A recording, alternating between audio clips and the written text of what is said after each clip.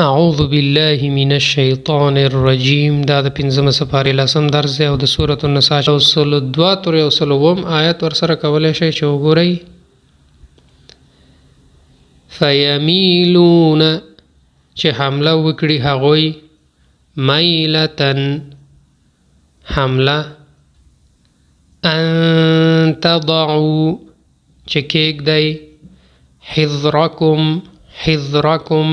حذرکم د خپل ساتنې سامان موقوت مقرر مفهوم یعنی وختونو کې مقرر وختونو کې. ان تکونوا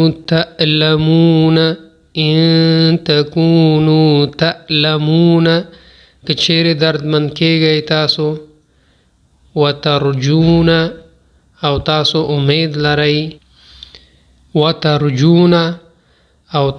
امید لرئ ولا تجادل او ته جګړه مه کوه یختانون چې خیانت کوي خوانا اثیما خیانت کوونکی ګناهکار. امید ده درس مزه شوی نور سره شیر کړئ. اللهم